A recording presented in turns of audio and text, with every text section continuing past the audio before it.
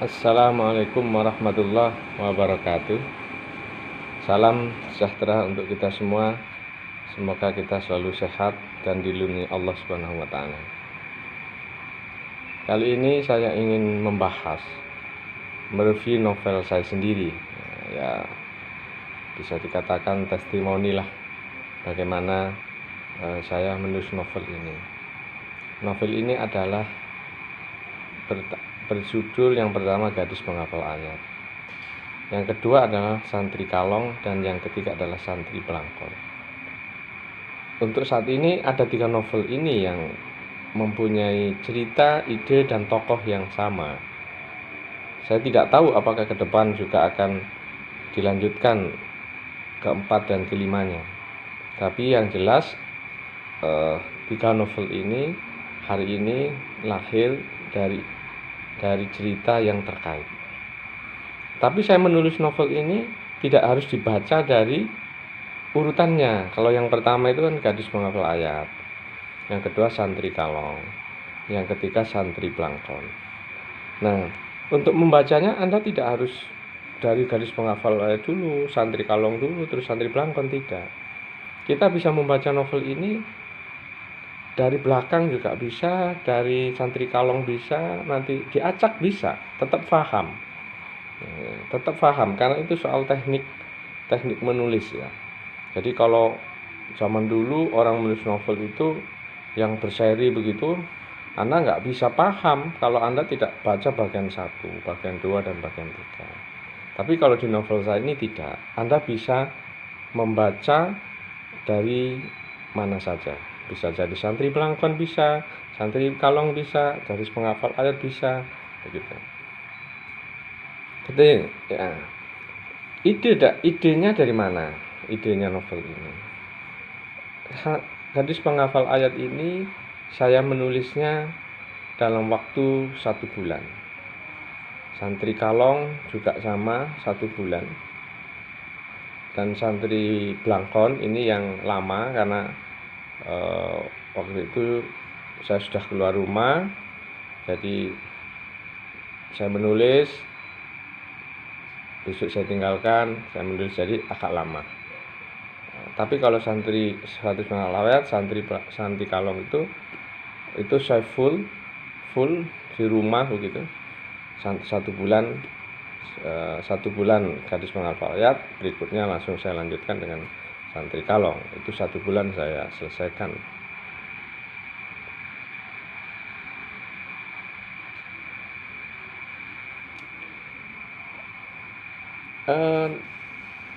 Gadis Penghafal Ayat ini menceritakan seorang tokoh. Nah, tokoh kita ini perempuan, namanya Lai, anak seorang kiai, anak seorang bunyai dari pesantren. Setting novel ini tahun 90-an akhir, jadi sekitar tahun 96 ya. 96 akhir dari periode pemerintahan Orde Baru. Orde Baru berakhir tahun 98, Mei 98, ini tahun 96. Jadi settingnya novel ini di situ. Sila ini seorang anak pewaris pesantren. Dia dididik orang tuanya untuk sekolah di pesantren, memahami ilmu-ilmu pesantren, hafal Quran, dan dia akan mewarisi pesantren. Karena dia anak satu-satunya, anak perempuan yang diharapkan untuk melanjutkan perjuangan pesantren. Maka Sila ini diharapkan orang tuanya untuk tidak keluar pesantren, tidak keluar kota lah begitu. Maksudnya untuk tidak keluar kota itu hidup di luar kota Mojokerto ya, settingnya itu di Mojokerto. Tetapi akan menjadi bunyai, dia akan dijodohkan begitu sama anak atau Gus ya, Gus yang orangnya bagus, hafal Quran juga, pintar kitab kuning begitu. Dan itu yang profil yang paling tepat lah untuk melanjutkan pesantren yang yang diasuh oleh abah dan uminya ini. Abahnya, profil abahnya ini adalah abahnya ini juga santrinya Tebu Ireng ya, santrinya Kiai Hasyim Asy'ari gitu.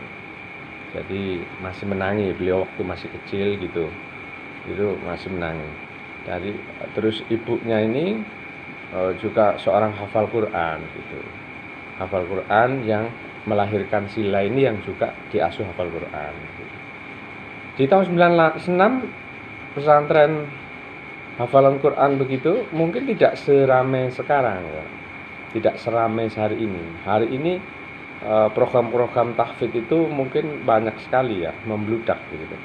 Tapi kalau di era itu masih sedikit gitu, masih jarang lah. Banyak di pesantren tetap hidup. Orang menghafalkan Quran di dalam tradisi Islam itu tetap tumbuh, tetapi tidak sebanyak sekarang. Nah, si Lailah ini juga mengaji kitab-kitab kuning. Nah, dalam satu kitab kuning itu yang paling terkenal juga di pesantren yaitu kitab tasawuf, yaitu kitab Al-Hikam.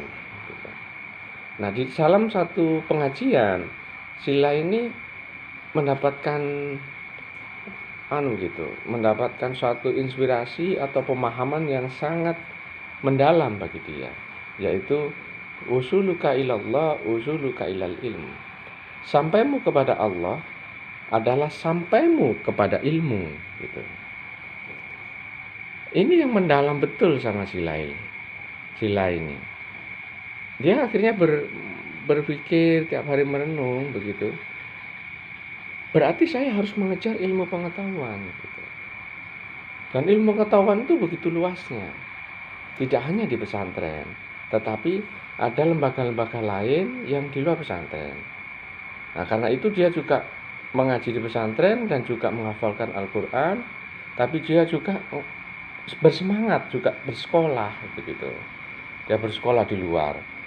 Nah, sebenarnya orang tuanya tidak terlalu berkenan dia sekolah di luar, karena bagi dia mengajar kitab kuning dan pesantren sudah cukup, karena dia nanti akan punya suami yang menghidupkan pesantren begitu. Ilmu-ilmu lain itu tidak terlalu banyak diperlukan lah menurut abah dan uminya ini, karena yang penting adalah perjuangan pesantren ini harus dilanjutkan gitu.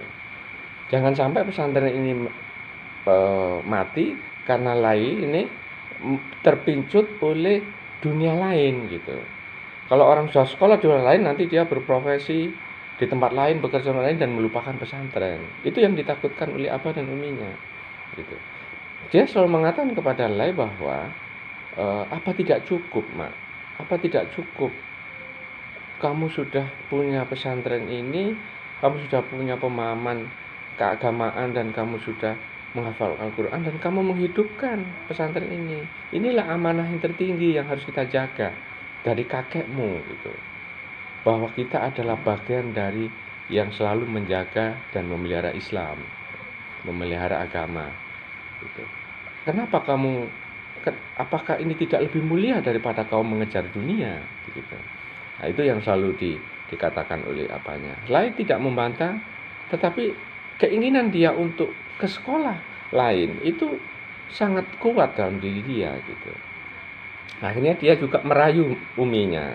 Dia merayu uminya untuk bisa bersekolah di SMA. Akhirnya dia sekolah di SMA.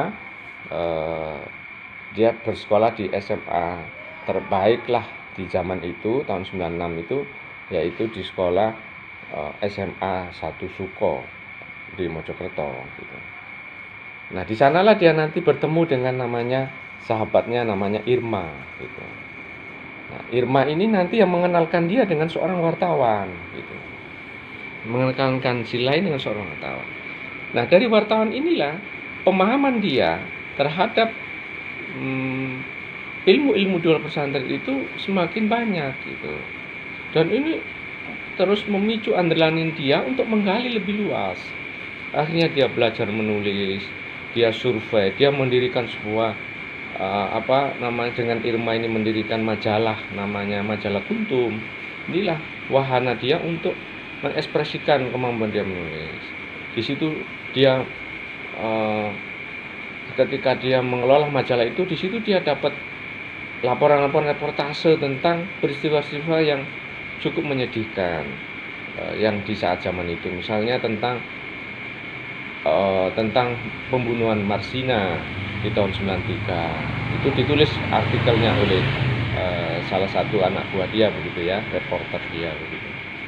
Dan ada di situ dia juga bersentuhan dengan kasus-kasus di zaman Orde Baru yang tertimbun. Dia berkenalan ketika dia harus ke Surabaya mencari buku gitu, mencari buku ke Surabaya, di naik kereta dia ketemu dengan salah satu tanda begitu. Tanda itu penari, penari kalau di Jawa Timur kan bahasanya tanda. Seorang tanda yang menjadi korban dari pembersihan orang-orang atau simpatisan yang dianggap partai komunis gitu. Di sana dia berdialog mendalami. Terus dia tahu juga bagaimana di pesantren itu ternyata ada santri yang ayahnya itu diciduk oleh Petrus begitu, oleh penembak misterius gitu. Nah, di situ dia semakin melek ya, semakin melek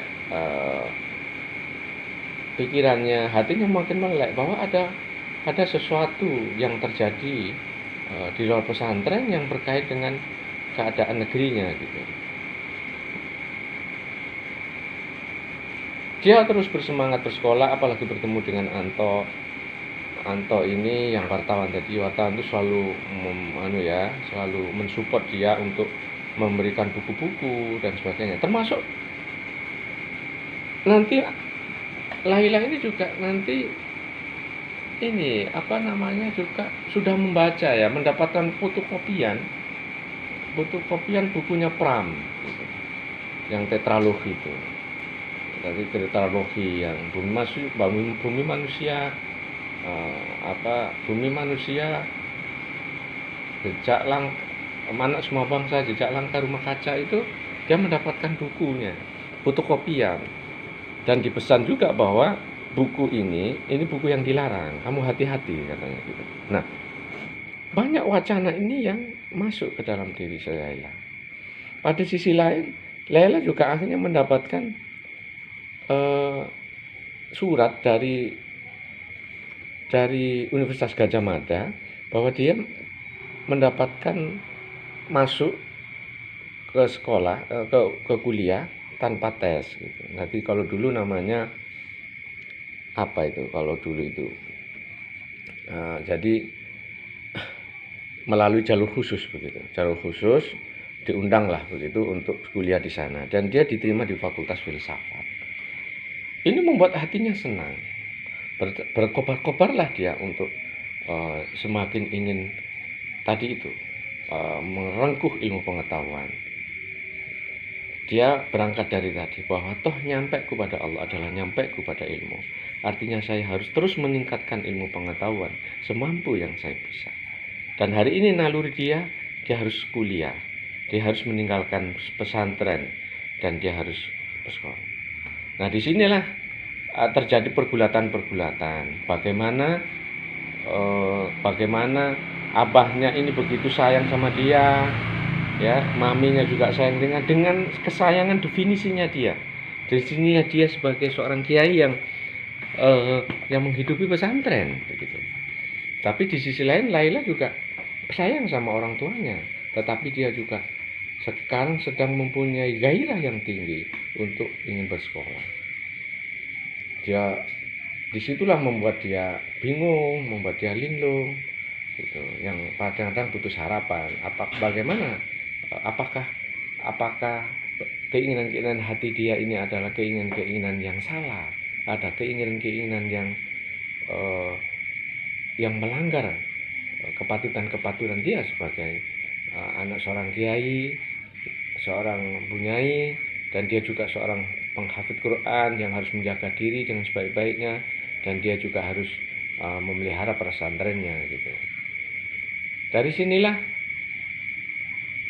akhirnya menemukan jalan. Ternyata waktu haulnya Kiai Somad itu gitu. Waktu Kiai Somad, Gus Dur itu datang ke pesantrennya beliau, ke pesantrennya si Lailah ini. Tapi Lailah ini kan waktu itu sakit karena dia sangat galau dan pusing gitu. Bahwa surat dari UGM itu tidak berani dia tunjukkan kepada ayah dan ibunya gitu. Tetapi dari pertemuan itu Gus Dur itu dialog lah dengan Pak Kiai, dengan Ibu Nyai gitu. Terus dia menceritakan anaknya itu bahwa anaknya juga ingin sekolah, ingin kuliah begitu. Nah dari situlah Gus Dur itu mengatakan ya nggak apa-apa, sekolah bagus gitu, sekolah dulu, manfaatkan waktu muda untuk menyerap ilmu pengetahuan lebih banyak gitu. Nanti saatnya dia juga akan kembali ke pesantren, katanya begitu. Nah dari situlah akhirnya abahnya lah ini merestui begitu. Dari situ merestui gitu, karena ini walaupun dari pikiran yang ragu-ragu apakah ini terbaik untuk Lai, tetapi anak gurunya ini juga sudah mengatakan demikian, karena Gus Dur ini anaknya Kiai Hasyim dan Kiai cucunya Syekh Hasyim Asy'ari, dan Kiai ini sangat hormat gitu, dan sama Gus Dur juga demikian. Ya akhirnya walaupun belum terlalu yakin, akhirnya dia merestui begitu. Nah ini suatu kabar yang gembira, bagi Lai gitu. Akhirnya dia direstui lah, intinya direstui. Akhirnya dia meninggalkan pesantren dan akhirnya dia kuliah di UGM begitu.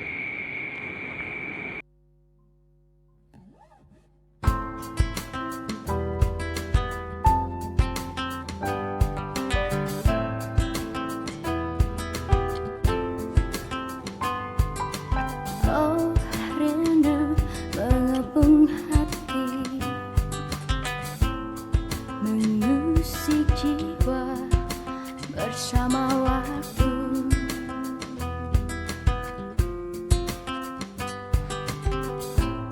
Aku ingin selalu bersandar di hatimu,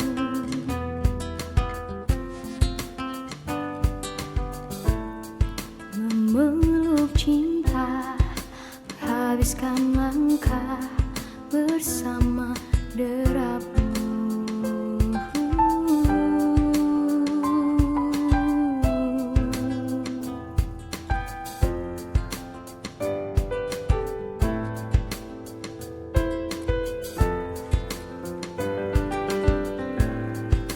Keadaan yang menyiksa, mengobrak-abrik asa.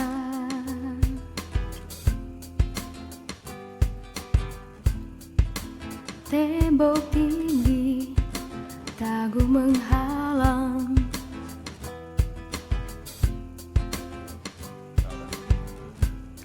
Lautan kejam, siap melumat kapal.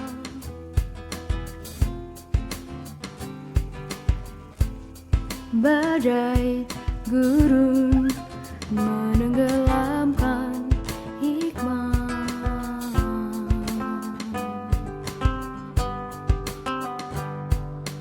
Sabarlah sayang, berlarilah terus mencariku, kejarlah harapan menggapaiku. Jangan jenuh ikhtiar menjemputku, aku setia menunggu hingga habis dunia. Naiklah tangga pendakian, walau beling-beling tajam melukai. Aku setia menunggu hingga akhir waktu.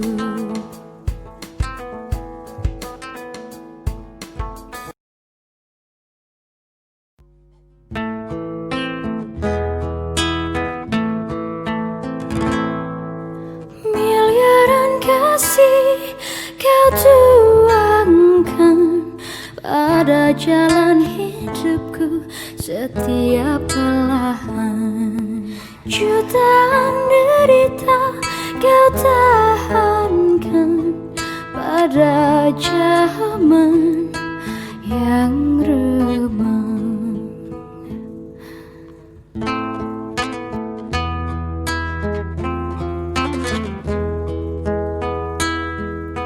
Kau tetap berjalan dengan ikhlas, membimbing manusia tanpa balas.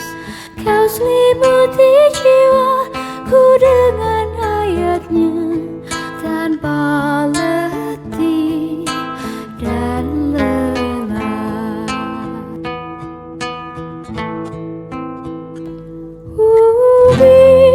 Rinduku padamu bergelora menjejak semesta. Atas pergaumi, bimbing dan cintai, janganlah pernah menyerah. Anakmu yang melangkah pada jalan jua.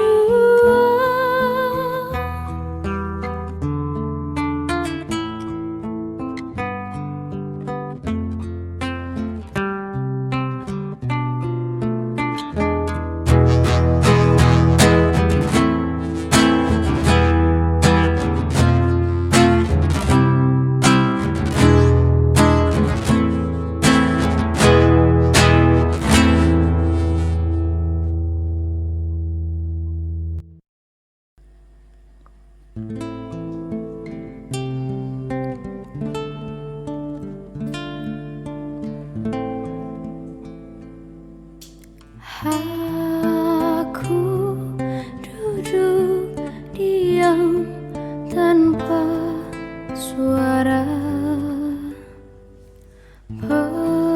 persilah memandang Ka'bah.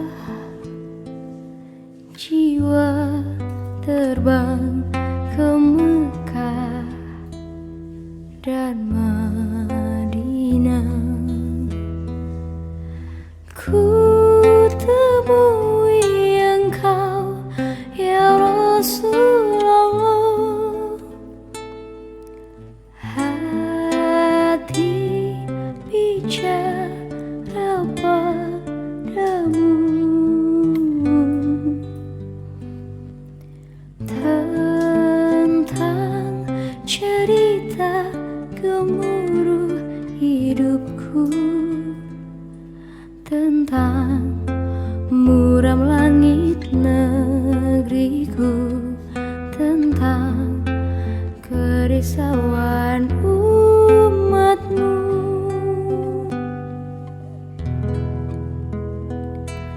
Ya Nabi, salam alaika Habibi, ya Habib, salam alaika.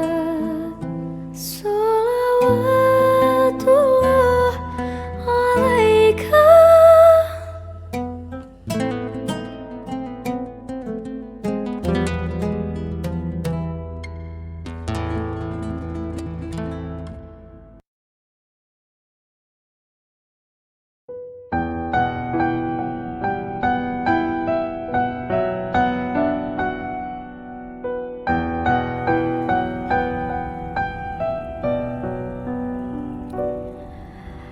Dalam hamparan bumi yang berputar, beredar dalam kodarnya,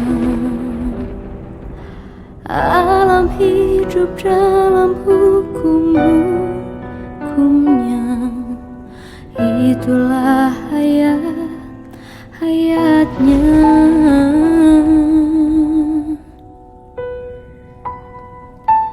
Dalam intifada di Palestina, anak-anak hilang sia-sia.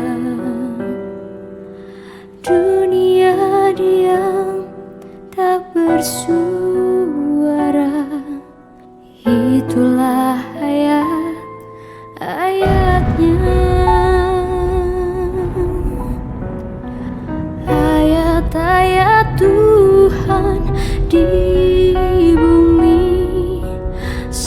telah kau semai, kau sirami dalam ikat ayat, ayat langit, tumbuhkan cinta, merangkai rahmat, tinggikan manusia.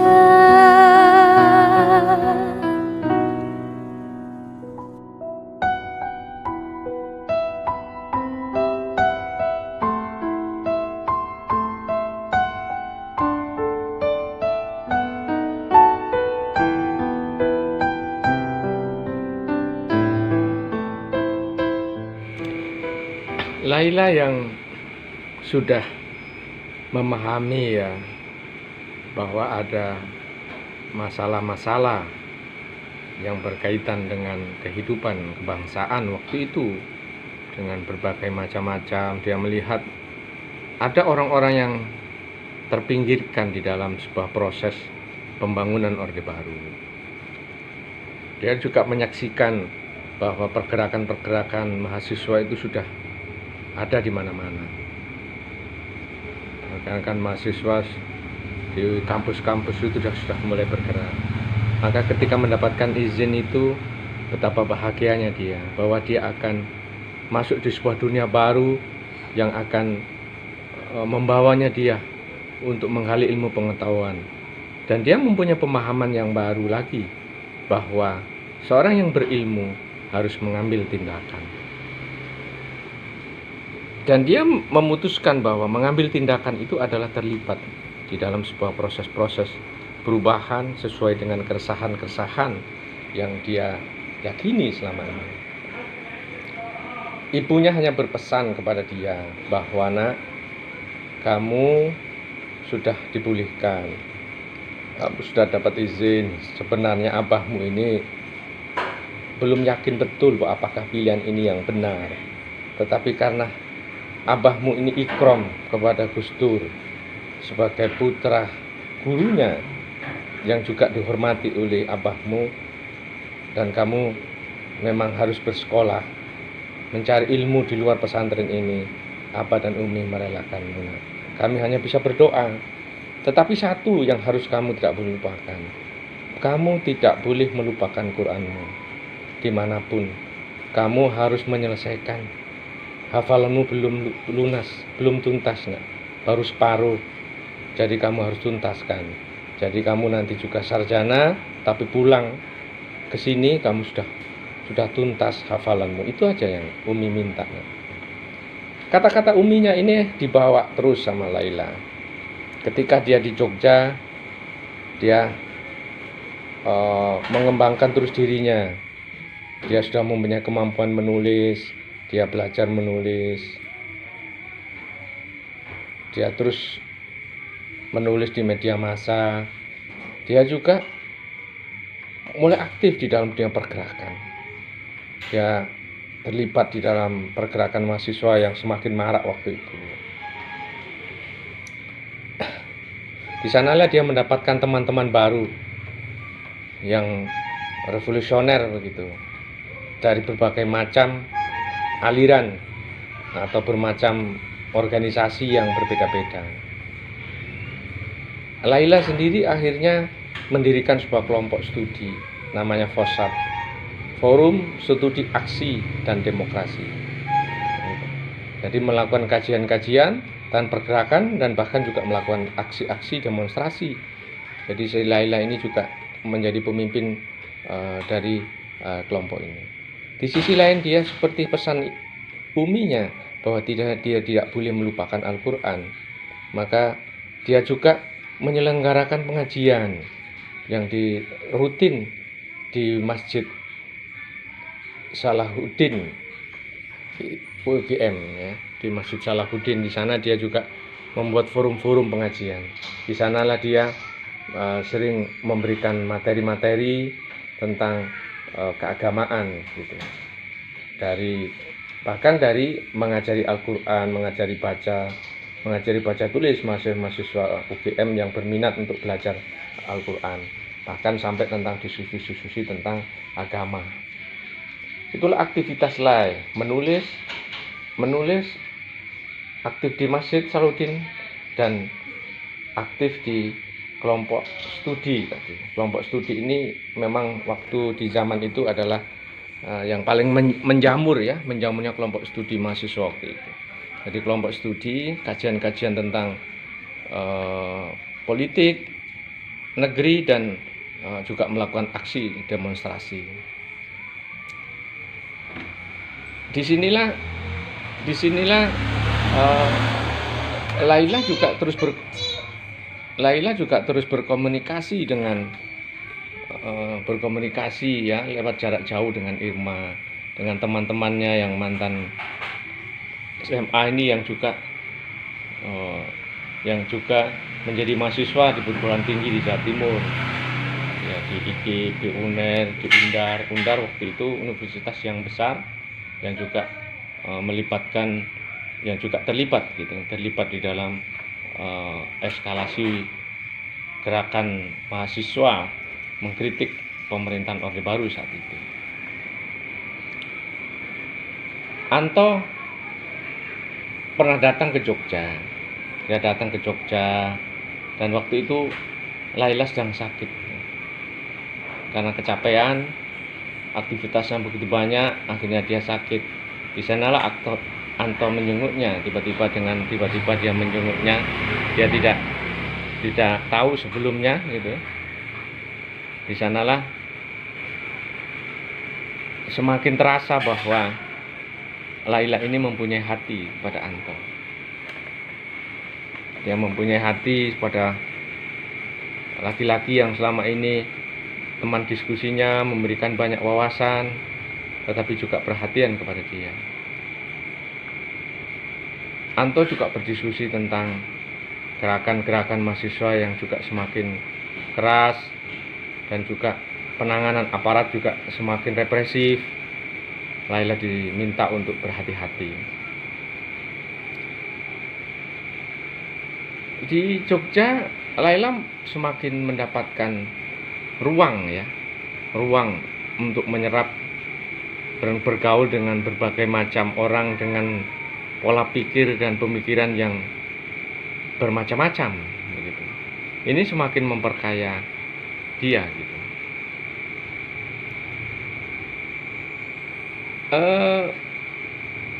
Saya menulis novel ini.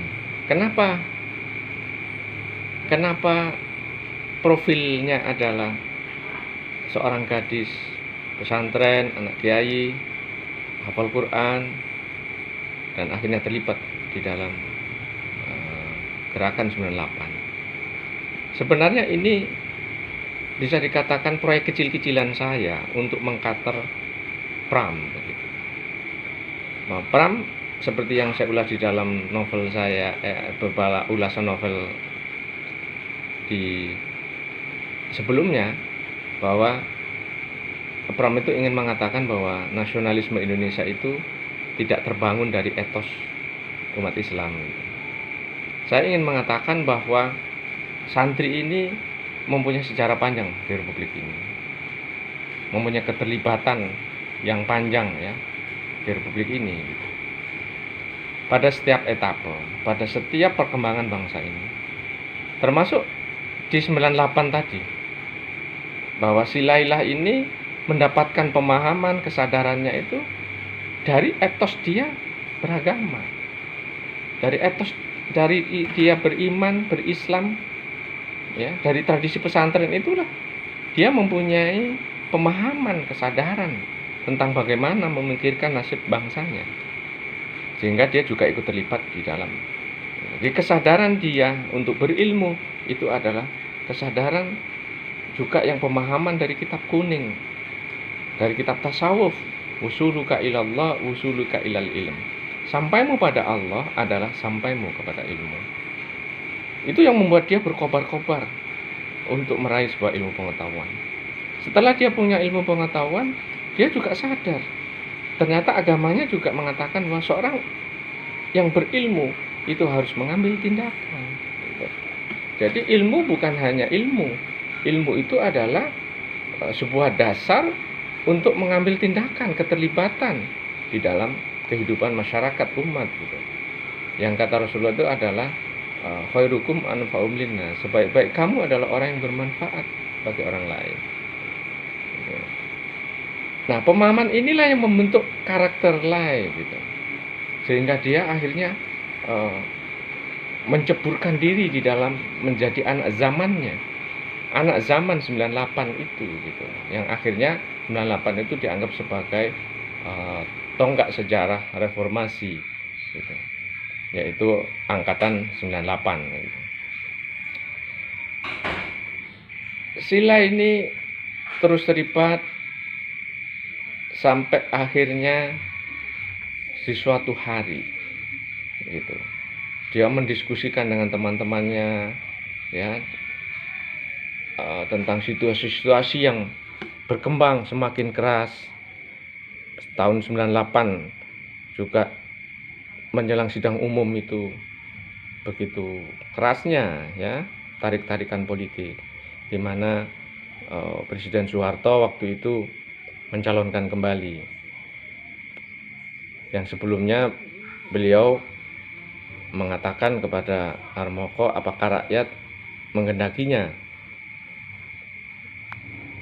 Tapi Pak Harmoko akhirnya mengatakan kepada Pak Harto bahwa setelah saya survei ke seluruh Indonesia, Bapak dikehendaki kembali.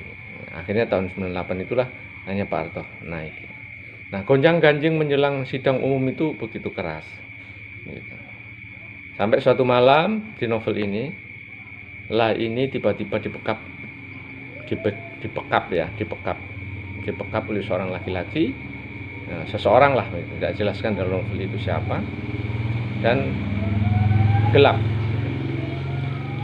Jadi akhirnya gelap, dia tidak tahu. Tiba-tiba dia bangun, dia sudah berada dalam sebuah ruangan yang serba putih. Di ruangan yang serba putih, gedungnya putih, dia tidak tahu arahnya di mana. Dan dia dikasih makan, dikasih air, dia begitu takut dan tegangnya, tapi akhirnya dia menenangkan diri. Akhirnya dia sadar bahwa dia sekarang sedang diasingkan. Kalau di era itu bahasanya itu diculik lah begitu. Nah, dari situlah dia berusaha menenangkan diri. Betapa berat di dalam pengasingan, tidak boleh berinteraksi dengan orang lain. Dia hanya taunya tembok-tembok putih saja. Dirinya dikekang. Tapi ada hikmah dari situ. Disitulah Lailah menuliskan kisahnya, dan dia menghafalkan dan melanjutkan hafalan Al-Qur'annya tadi yang sempat banyak tertunda karena aktivitas kampus dan pergerakan tadi. Singkat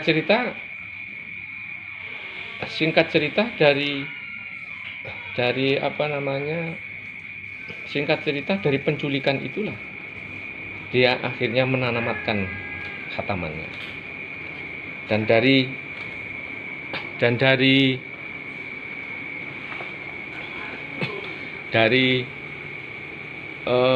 penculikan itulah dia menuliskan kisahnya.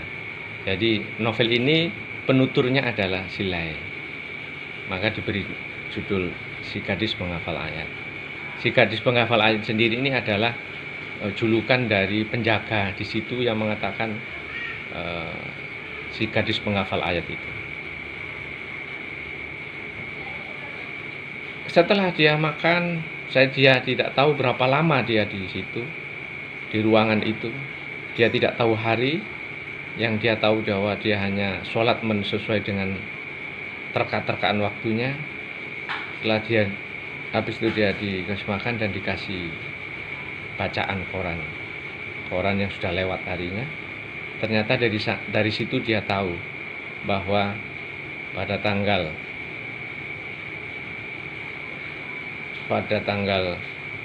Mei ya, di bulan Mei itu Pak Harto mengundurkan diri.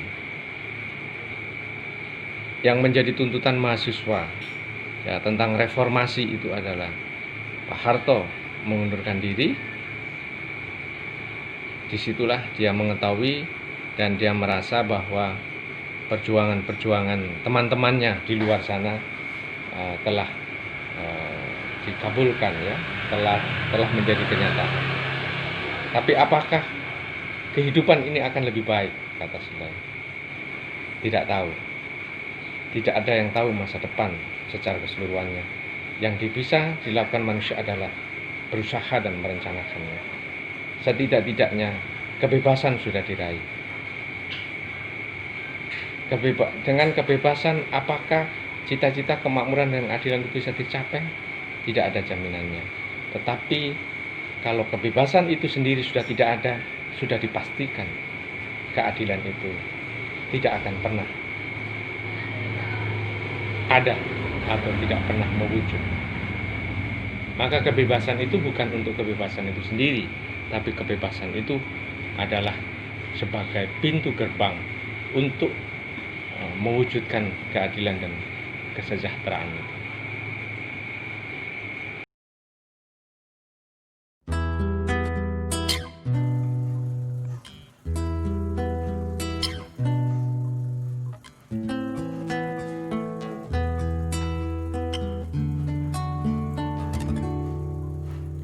Melati putih wangi memenuhi ruang hati.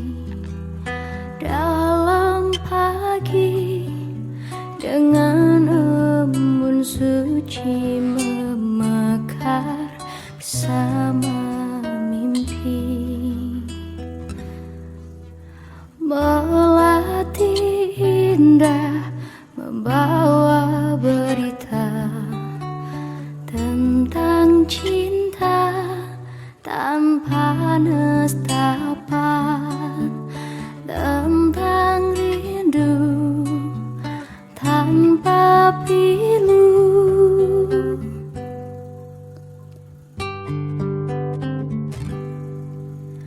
Rawatlah melati di dalam hati, bersama cinta tanpa prasangka, dalam kalbu yang menggebu memeluk rindu.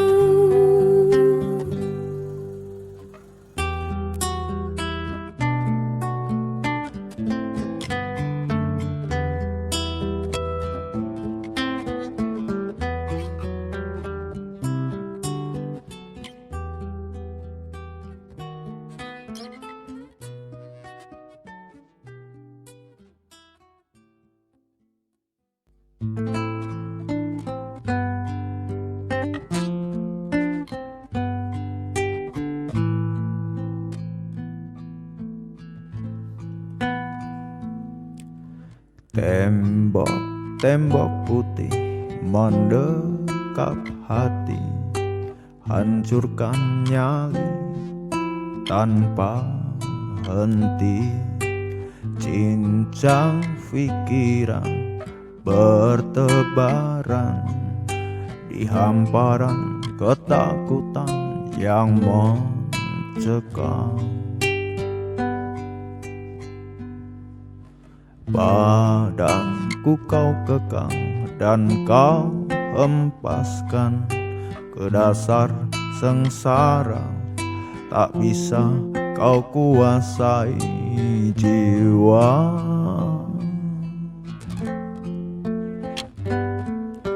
Walau langit biru kau tindihkan, karena jiwa tetap mengembara.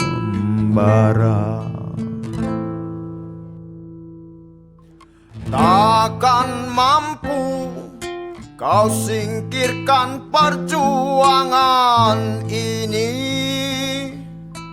Ia punya kaki dan berlari, ikuti zaman yang selalu menari. Oh.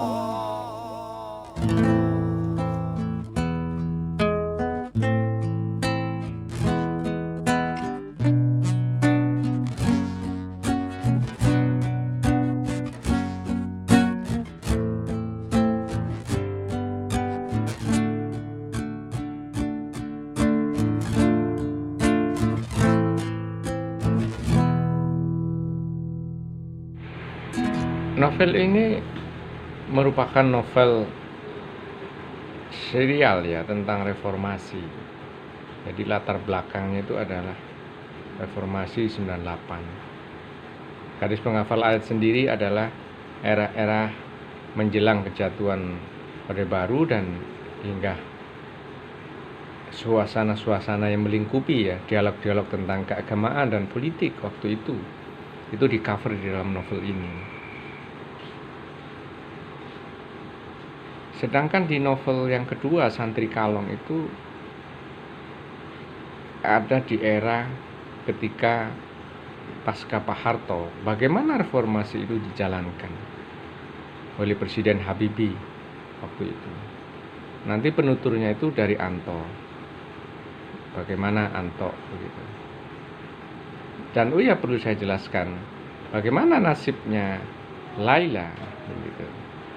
Bagaimana ketika dia dalam suasana kegembiraan bahwa apa yang dia perjuangkannya telah berhasil, tetapi dia sendiri bagaimana nasibnya ketika dia dikurung di dalam tembok putih itu, kapan dia akan keluar, apakah dia akan kembali atau tidak, dia tidak mengerti itu. Disitulah dia merasakan kerinduan yang begitu dalam kepada orang tuanya, abah dan uminya. Juga kerinduan sebagai seorang perempuan kepada laki-laki, yaitu kepada Anto. Bagaimana sekarang dia berada dan bagaimana kabar beritanya. Juga kerinduan kepada teman-temannya yang berjuang di luar sebagai sahabat-sahabatnya yang sebagai angkatan 98. Itu yang mencekam hatinya gitu. Nanti di novel Santri Kalong itu di era Presiden Habibie tadi, dialog-dialog keagamaan dan politik juga ada di dalam novel itu. Si Anto ini siapa?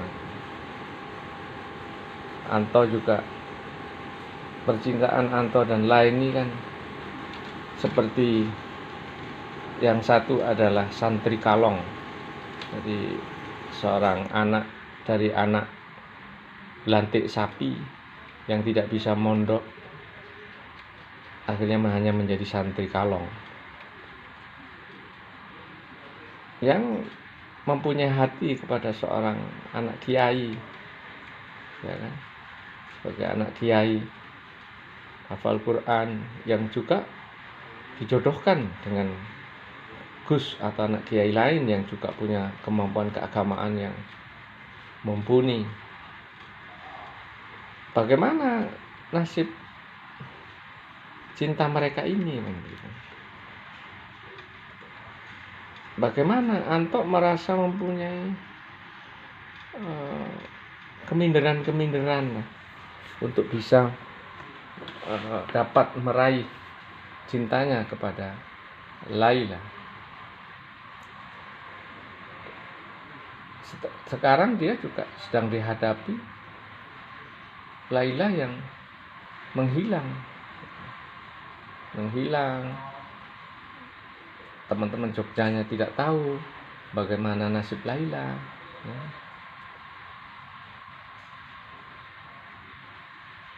Bagaimana cinta mereka ini bisa disatukan. Itulah di Santri Kalong ini nanti penuturnya adalah Anto yang berlatar belakang orang biasa tadi, orang yang bahkan diterpa oleh kemiskinan. Bagaimana dia berjuang, bisa sekolah, sampai akhirnya dia bisa menjadi wartawan, dan akhirnya dia kenal sama Lai. Dari Lailah dia juga belajar. Kalau dari novel pertama tadi ada Lailah belajar kepada Anto tentang wawasan-wawasan persoalan-persoalan negeri yang dihadapi, karena Anto ini seorang wartawan, dia memahami situasi-situasi yang berkembang. Tapi Anto juga belajar banyak tentang Laila, tentang ketulusan, tentang keikhlasan. tentang hidup, gitu. Tentang cita-cita seorang manusia. Bagi Anto, Laila adalah gurunya. Bagi Anto, Laila adalah inspirasinya untuk merumuskan kembali cita-citanya. Kalau dulu dia hanya berpikir tentang dirinya sendiri, bagaimana dia bisa sekolah, dia bisa makan, bisa menyenangkan ibunya. Tetapi dengan Laila, dia bisa mengerti gugusan cita-cita baru seorang anak manusia. Bahwa cita-cita tertinggi itu akhirnya bukan untuk diri sendiri, tetapi bagaimana bermanfaat kepada orang lain, bermanfaat kepada masyarakat, kepada umat, dan kepada bangsanya. Itulah cita-cita seorang muslim, seorang santri. Yang itu dulu dia tidak mengerti, belum difahami betul sama dia. Dari Laila lah dia tahu bahwa kecintaan kepada diri sendiri itu akhirnya harus meluntur demi kecintaan kepada yang lebih tinggi, yaitu kepada umat, kepada bangsa, dan kepada negaranya.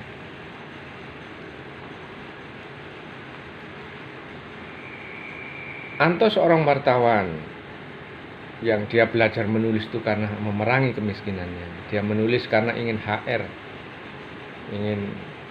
ya, ingin bayaran dari majalah atau koran yang dia tulis. Di sana dijelaskan tentang benturan-benturan dia dengan realitas, bagaimana dia menulis, ternyata menulis yang seharusnya itu menjadi masalah di zaman itu. Bagaimana represinya Orde Baru itu mampu untuk mengendalikan opini masyarakat, sehingga pers itu harus dikendalikan dengan politik kebijakan, yaitu monolegalitas, yaitu hanya loyal kepada pemerintah, hanya loyal kepada kekuatan Orsospol yang mendukung pemerintah waktu itu.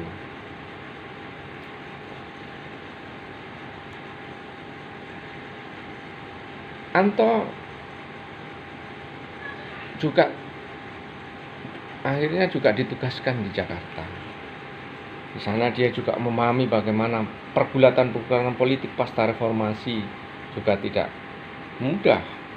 Bagaimana pemerintah Habibie menghadapi kekuatan-kekuatan oposisi yang menginginkan bahwa turun itu tidak hanya Soeharto, tetapi juga Habibie, karena Habibie dianggap anak emasnya. Bagaimana peristiwa benturan-benturan antara sesama masyarakat, adanya Pam Swakarsa, pengamaman terhadap sidang umum MPR waktu itu, di mana ada kekuatan yang akhirnya merenggut nyawa mahasiswa. Jadi setelah Pak Harto turun, masalah itu tidak begitu saja selesai, tetapi persoalan-persoalan begitu pelik.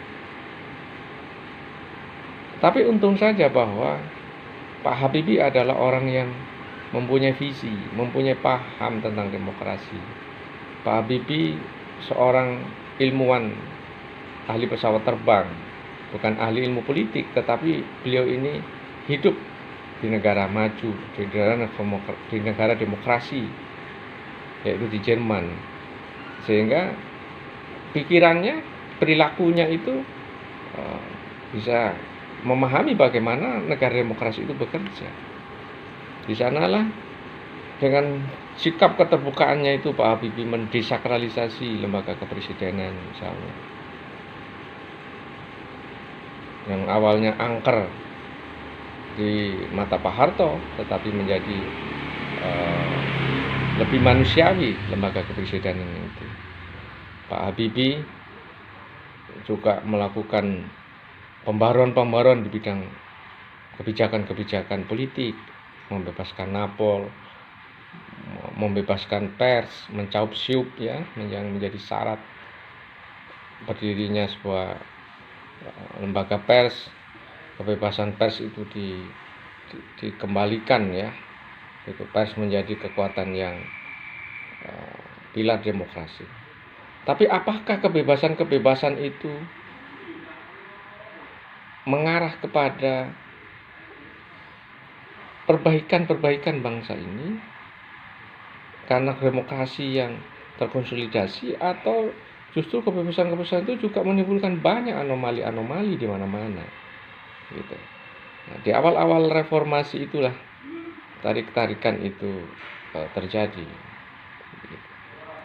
Banyak dilema-dilema, dan akhirnya Presiden Habibie pun akhirnya juga turun ya, bukan turun secara normal, tetapi beliau bertanggungjawaban ditolak dengan salah satu alasannya adalah Timur dilepaskan oleh Presiden Habibie dengan diberikannya referendum. Ini juga problem-problem ya yang tidak ringan yang harus dibereskan oleh Presiden Habibie. Presiden Habibie akhirnya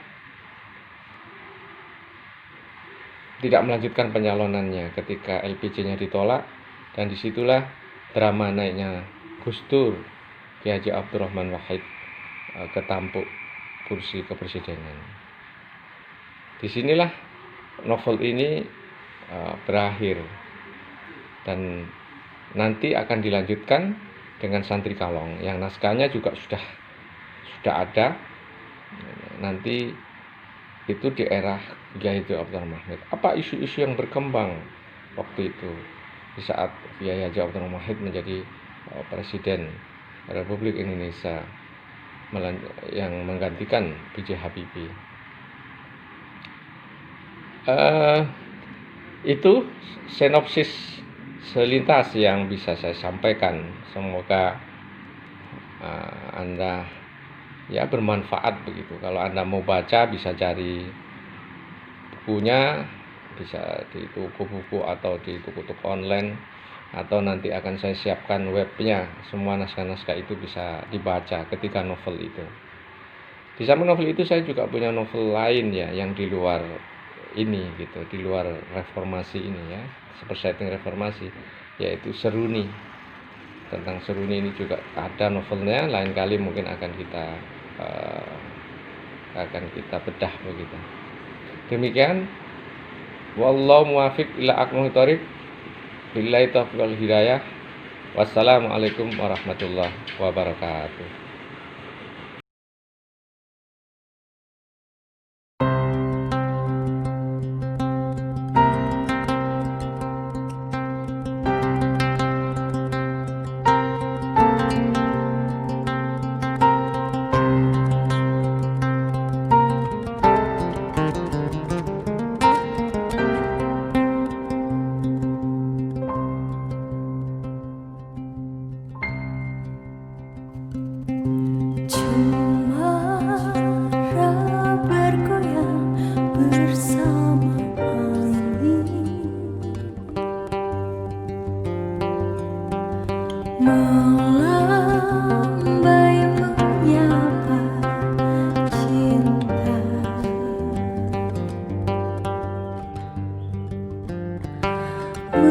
menggandeng hati yang merindu.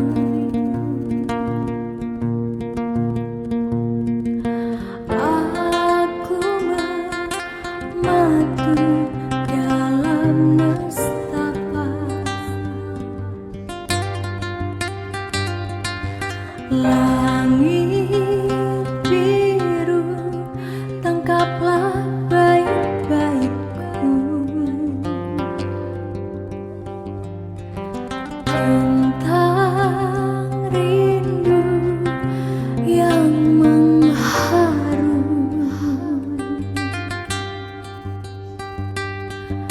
umatlah bersama biru.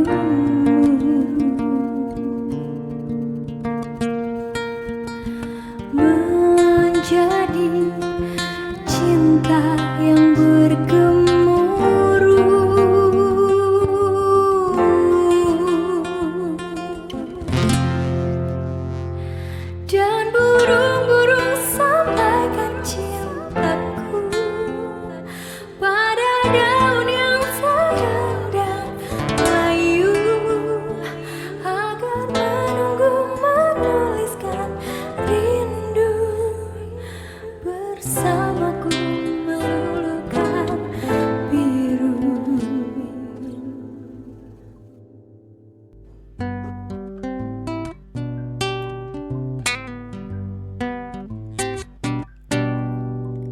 Sepasang merpati hinggap di atas ranting, ceria hangatkan bulu pada matahari, saling memagut mesra penuh asmara.